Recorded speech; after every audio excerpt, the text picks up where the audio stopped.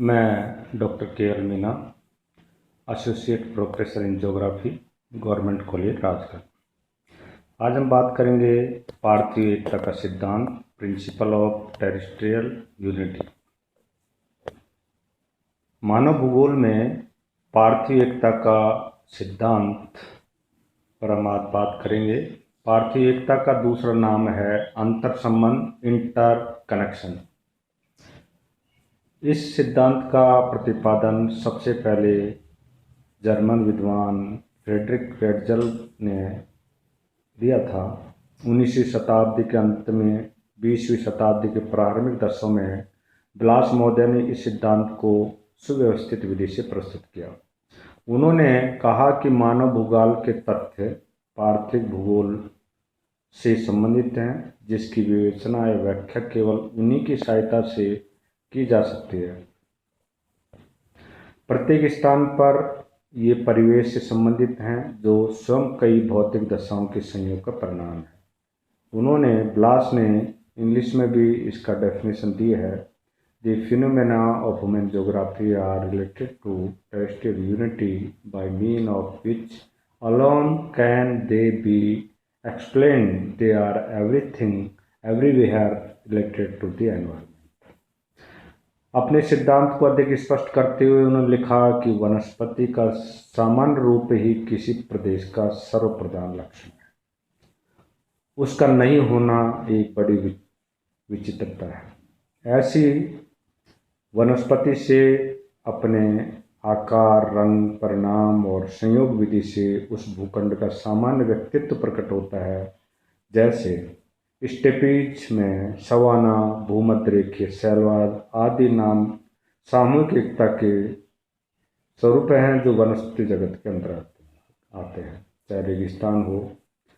अब रेगिस्तान में हम देखते हैं तो रेगिस्तान में पेड़ पौधे वो सब देखकर हमको पता लगता है कि ये रेगिस्तान है। वहाँ की वनस्पति वहाँ की जलवायु के अनुसार ही बनी हुई रहती है।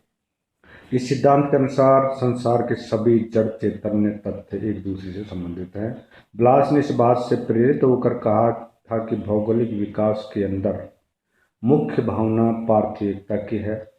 संपूर्ण पृथ्वी एक है और उसके विभिन्न भाग एक दूसरे से बंधे हुए हैं, इंटर रिलेटेड हैं।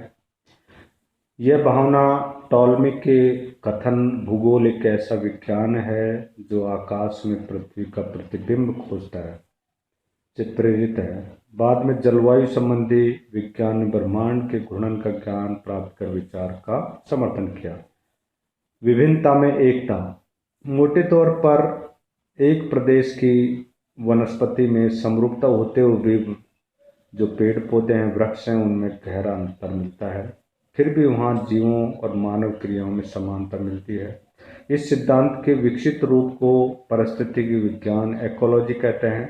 पशु और मानव अपनी गतिशीलता एवं मानसिक विकास के कारण अपने आप को पौधों की अपेक्षा अधिक सामंजस्य स्थापित करते हैं। वातावरण विभिन्न जातियों के प्राणियों में परस्पर जीवदायी संबंध बनाए रखता है। यह विचार चिंतन एक नियम जैसा है।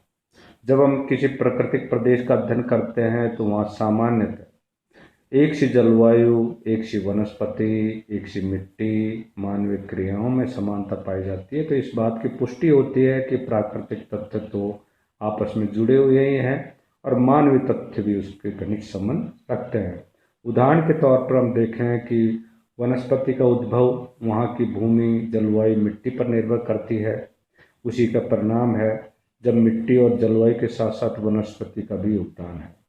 इसलिए मिट्टी का वर्गीकरण प्राय वनस्पति के आधार पर ही किया जाता है। जैसे मृस्थलीय मिट्टियाँ, वन की मिट्टियाँ, घास मैदानों की मिट्टियाँ, दलदली मिट्टियाँ। वनस्पति मिट्टी को नहीं, जलवायु को प्रभावित करती है। व्लादिमीर कोपन, थारथवेट जैसे जलवायुवेताओं के जलवायु वर्गीकरण का जो आधार था वो भी वनस्पति रहा है। जैसे सवाना तुल्य जलवायु हो, चाहे स्टेपी हो, टैंगा हो आदि, ये तत्व प्राकृतिक तत्वों की एकता का समृद्धता को स्पष्ट करता है। दूसरी ओर मानव जीवन पर भी जलवायु के साथ साथ मिट्टी और वनस्पति का बहुत अधिक प्रभाव पड़ता है। इसलिए कहा गया है कि मनुष्य मिट्टी का पुतला है। जैसे मिट्टी वैसा मनुष्य, जैसे खाओगे अन्न वैसा बनेगा मन। जैसे कहावतें प्रकृति और मानव के संबंध, अंतर संबंध को बताती हैं, भारतीय दर्शन में भी इस बात की पुष्टि होती है कि हमारा शरीर क्षितिज, जल, पावक, गगन, समीर, पंच तत्वों से बना हुआ है। मृत्यु के बाद भी सभी तत्व पुनः वापस प्रकृति में 5 तत्वों में मिल जाते हैं। प्रकृति में वनस्पति जंतु जगत में परिस्थिति अनुकूलन होता है। वातावरण के साथ सामंजस्य बिठाने के लिए वृक्ष अपनी ऊंचाई को कम ज़्यादा कर लेते हैं, पत्तियों के आकार रंग रूप में भी बदलाव कर लेते हैं। रेगिस्तानों में देखेंगे तो आपको सूखा सहन करने की बहुत ज़्यादा क्षमता होती है, उनकी छाल मोटी होती है, पौधों पर कांटे ऐसे होते हैं जो कि वाष्पोत्सर्जन को नहीं सूखने देते हैं, सहन करने की शक्ति होती है गर्मी को। वनस्पति की भांति जंतुओं में भी यह अनुकूलन स्पष्ट दिखाई देता है, इसलिए ऊंट कई दिनों तक बिना पानी पिए जीवित रह सकता है। वनस्पति की अपेक्षा पशु अधिक अनुकूल कर सकते हैं। वनस्पति अचल है किंतु पशु विचरण करते हैं, एक स्थान से दूसरे स्थान पर चले जाते हैं। मनुष्य सब में श्रेष्ठ है। बुद्धि कौशल अपने चातुर्य के कारण प्रकृति के साथ अनुकूलन करता है। वातावरण का अध्ययन करते समय प्राकृतिक वनस्पति जंतु मानव का मिला जुला रूप प्रस्तुत किया जाता है। इस प्रकार हम देखते हैं कि वनस्पति भूगोल ने वनस्पति और पर्यावरण के जो संबंध है उसको स्थापित किया है, पार्थिवता को व्यक्त किया है। इस प्रकार का संबंध पशु जगत में भी देखने को मिलता है। पशु भी वनस्पति के तरह प्राकृतिक वातावरण से प्रभावित होते हैं, पर्यावरण को प्रभावित भी करते हैं। हिंसक पशुओं की प्रवृत्ति क्रूर, शक्तियुक्त और तीक्ष्ण दृष्टि वाली होती है, जबकि अहिंसक जो पशु होते हैं वो नम्र होते हैं, तीव्र दौड़ने वाले होते हैं, सामूहिक जीवन व्यतीत करने वाले होते हैं, और क्रूर पशु अकेले भी रहते हैं। भूमध्य रेखीय वनों में देखेंगे हाथी, बंदर आदि ऐसे पशु मिलते हैं जो वृक्षों पर उछल कूद करते हैं। लंबी घास के मैदान में हिरण है, 12 सिंगा, लोमड़ी, गीदड़ आदि मिलते हैं। मरुस्थल में ऊंट मिलते हैं, टुंड्रा में रेंडियर मिलते हैं। भालू छोटी घास के मैदानों में पाए जाते हैं। गाय, भैंस, भेड़, बकरी आदि मैदानों में पाए जाते हैं। वातावरण के साथ साथ मानव की सांस्कृतिक प्रगति का भी प्रभाव पड़ता है। वनस्पति पर मानव और जीवन का प्रभाव दिखाई देता है। कृषि प्रधान देशों में पशु अनाज पर आश्रित होने लगते हैं। इसी प्रकार पेड़ पौधे के विकास में पशु पक्षियों का योगदान रहता है। वे बीज एक स्थान से दूसरे स्थान पर ले जाते हैं। मानव संस्कृति का प्रभाव इस रूप से स्पष्ट होता है। मनुष्य ने कुछ पौधों को अपनाना शुरू, कुछ को बिल्कुल नष्ट कर दिया। इस प्रकार कई जंतुओं की प्रजाति का अत्यधिक शिकार मानव संस्कृति पर दिखाई देता है। प्राचीन अवशेषों से किसी स्थान विशेष की जलवायु, वनस्पति और पशु जगत का ज्ञान भांति भांति हो जाता है। जिस स्थानों पर मानव को प्राकृतिक कठिनाइयों का सामना करना पड़ता है, लोग कठोर प्रकृति के हो जाते हैं। सार्वभौमिकता, जीवों को परस्पर अंतर्निर्भरता से भी सिद्ध होती है। उदाहरण के लिए थलचर, नभचर जीव भिन्न भिन्न प्रकृति के होते हैं, एक दूसरे से संबंधित होते हैं। जीवों का विकास जल से हुआ है, बाद में वो तट और स्थल पर रहने लगे। जैसे हेल और सील मछली वास्तव में थलचर है। जलचर जीव भी प्रत्यक्ष रूप से भोजन के लिए थलीय पदार्थों पर आश्रित है। अब हम सांस्कृतिक दूरदृश्य में भी इसकी झलक देखने का प्रयत्न करेंगे। पहला उदाहरण प्राचीन नदी घाटी सभ्यताओं से लिया जाता है। उपजाऊ मिट्टी थी, कृषि था, पानी थी, तभी नदी घाटियों में विकास हो पाया, स्थापित हो पाई। वर्तमान युग में भी मनुष्य ने कृषि, अर्थव्यवस्था हो, औद्योगिकरण हो, व्यापारीकरण हो, इन सब में भी जो नगरों का विकास हुआ है वो भी जल, खनिज आदि जो सुविधाएं हैं, परिवहन की सुविधाएं हैं, वहाँ पर हुआ है। जैसे असमान भूभाग है, जैसे पठार है, बड़े बड़े ऊंचे पर्वत हैं, वहाँ मानव अधिवास बहुत कम उपयुक्त जलवायु पाई जाती है, वहाँ पर रह पाते हैं। वर्तमान समय में उद्योगों से खनिजों का महत्व बढ़ा है। विश्व के बड़े बड़े जो औद्योगिक नगर हैं वो भी खनिजों के निकट ही स्थापित हुए हैं। परिवहन के साधनों के कारण बड़े बड़े बंदरगाहों, जल मार्गों पर बड़े बड़े शहर विकसित हुए हैं। इसी प्रकार दूर दराज के देशों के बीच पारस्परिक संबंध स्थापित हो गया। यद्यपि यातायात के विभिन्न साधन, चाहे रेल हो, सड़क, वायु यातायात हो, आदि भी प्राकृतिक परिस्थिति से प्रभावित होते हैं, किंतु आज ये सभी साधन मानव विकास के पर्याय बन चुके हैं और पार्थिव एकता को सिद्ध करते हैं। वातावरण का अध्ययन करते समय इनका मिला जुला अध्ययन करना होता है। सभी प्रकार की भौगोलिक उन्नतियों में मुख्य विचार पार्थिव एकता का है। समस्त पृथ्वी एक इकाई है जहाँ दृश्य एक निश्चित रूप में होता है, इसमें स्थानीय भिन्नता होते हुए भी एकता है। इसको समझने के लिए हम अलग अलग विद्वानों के विचार देखेंगे। पार्थिव एकता के संबंध में जो रेटजल महोदय है, जो वैज्ञानिक है, उसके विचार देखेंगे। रेटजल एकता की पार्थिव एकता की विचारधारा को प्रस्तुत करने वाले भूगोल के पहले जर्मन विद्वान हैं। उन्होंने संपूर्ण विश्व को उसको व्यक्ति का अवयव के रूप में नहीं देखा, बल्कि विभिन्न अवयवों को सम्मिलित रूप में देखा है। उन्होंने अपनी जो प्रसिद्ध पुस्तक थी एंथ्रोपोग्राफी में बताया कि पृथ्वी पर मानव का विभाजन प्राकृतिक शक्तियों द्वारा ही प्रभावित और नियंत्रित होता है। उन्होंने पृथ्वी पर मानव का विभाजन प्राकृतिक शक्तियों द्वारा प्रभावित और नियंत्रित है। उन्होंने मानव का संपूर्ण जीवन, उसकी विभिन्न क्रियाएं, मानव समुदाय, मानव समाज, सभी का अध्ययन सुव्यवस्थित एवं बुद्धिमत्तापूर्ण ढंग से किया जाता है। इस अध्ययन में पृथ्वी के विभिन्न तत्वों के आपसी संबंध पर बल दिया जाता है। दूसरी ओर पार्थिव एकता के संबंध में कुमारी सैंपल ने भी अपने विचार व्यक्त किए हैं। पृथ्वी की एकता और उसके संबंधों पर रेटजल का दृष्टिकोण था पृथ्वी पर खड़े होकर देखने वाले प्राप्त होता है। सैंपल ने रेटजल के विषय में लिखा है, उन्होंने पर्वत शिखर पर खड़े मानव के दृष्टिकोण से वस्तु को देखा और अपनी दृष्टि को दूर क्षितिज पर लगाए रखा। इस कारण उन्होंने पृथ्वी किसी एक अवयव नहीं, भिन्न भिन्न अवयवों को सम्मिलित किया कर अपनी दृष्टि रखी। फलस्वरूप उन्होंने प्रकृति की भीतर प्रभावित एकता के दर्शन किए।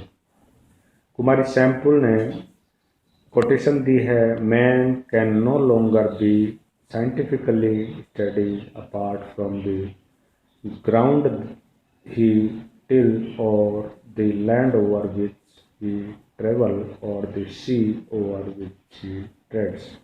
कुछ विद्वान पार्थिव एकता में विश्वास नहीं करते। उनकी विचारधारा जीवन संघर्ष से जुड़ी है। प्राणी विज्ञान में कहा जाता है कि बड़ी मछली छोटी मछली को खा जाती है। प्रकृति में वही जिंदा रह सकता है जो सबल होता है। जीवस्व जीवनम की धारणा डार्विन की उस विचारधारा का परिणाम है जिसमें जीव अकेला अन्य प्राणियों के साथ वातावरण बंधनों से मुक्त होना चाहता है।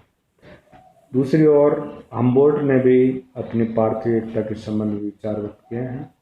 हम्बोल्ट ने रेटजल के मत की पुष्टि की। उनके अनुसार there is one spirit animating the whole of the nature from pole to pole, but one life infused in a stone, plant, animals and even into man himself। संपूर्ण विश्व में एक ही आत्मा और एक जीव के दर्शन होते हैं, जिसके कारण विश्व की बाह्य विभिन्नता के पीछे व्यापकता तथा एकता यूनिटी है। उसका कथन है कि प्रकृति एक तथा अकाट्य है। उसकी विभिन्नताएं केवल प्रतिमान होती हैं, उनमें सत्यता नहीं। ब्लास महोदय ने भी पार्थिव एकता के संबंध में अपने विचार व्यक्त किए। 19वीं शताब्दी के अंत और 20वीं शताब्दी के प्रारंभ में ब्लास महोदय ने इस सिद्धांत को व्यवस्थित ढंग से किया। उनके अनुसार मानव भूगोल के तथ्य पार्थिव एकता से संबंधित हैं, जिनकी व्याख्या या विवेचना केवल उन्हीं की सहायता से की जा सकती है। प्रत्येक स्थान पर से पर्यावरण से संबंधित है, जो स्वयं कई भौतिक दशाओं के संयोग का परिणाम है। ब्लास ने अपनी मृत्यु से पूर्व विश्व का भूगोल ज्योग्राफिकल यूनिवर्सिटी नामक एक ग्रंथ लिखा, जिसमें 23 खंड हैं। इस ग्रंथ में भी ब्लास ने अंत तक विकसित समन्वयकारी चिंतन धारणा को बनाए रखा। यह धारणा पार्थिवता की ओर इंगित करती है। ब्रुंज के भी अपने विचार हैं। ब्रुंज ने भूगोल कि विभिन्न तथ्यों का अध्ययन अलग अलग नहीं किया जाना चाहिए, क्योंकि वास्तव में इनका सबका अस्तित्व न होकर एक दूसरे से जुड़े हुए हैं। प्रत्येक भौगोलिक तत्व का अध्ययन उसके अंतर संबंध, इंटर कनेक्शन को ध्यान में रखते हुए किया जाना चाहिए, क्योंकि तथ्यों का एकाकी अध्ययन करने से मानव भूगोल के उद्देश्य की पूर्ति नहीं की जा सकती। उन्होंने कहा कि विभिन्न शक्तियां एक दूसरे को निश्चित दिशाओं में ही प्रभावित नहीं करती हैं और न ही कुछ विशेष दशाओं में एक दूसरे के प्रति शक्ति अन्य शक्तियों से एवं उनके द्वारा उत्पन्न दशाओं से अनेक प्रकार की अगणित अंतर्क्रियाओं के कारण घनिष्ठ रूप से आपस में बंधी हुई हैं। किसी प्रदेश की स्थिति हो, स्वरूप संरचना हो, जलवायु हो, ऐतिहासिक विकास को समझाते हैं। पृथ्वी तल को स्वतंत्र अलग अलग खंडों में विभाजित नहीं किया जा सकता। There are no way water light tight compartment on the earth arrest there में be petition but no wall. पार्थिव एकता के संबंध में हंटिंग महोदय ने भी अपनी पुस्तक प्रिंसिपल ऑफ ह्यूमन ज्योग्राफी में लिखा कि भौतिक दशाओं के विभिन्न तत्व जैसे पृथ्वी की ग्लोब की स्थिति हो, मिट्टी हो, धरातल, जलाशय, खनिज हो, जुड़े हुए हैं एक दूसरे से। एक दूसरे के बिना कोई अस्तित्व नहीं है। भौतिक वातावरण का प्रभाव मानव की गतिविधियों पर पड़ता है, परोक्ष रूप से पशुओं और वनस्पतियों भी पड़ता है। ये एक दूसरे पर अंतर्निर्भर हैं।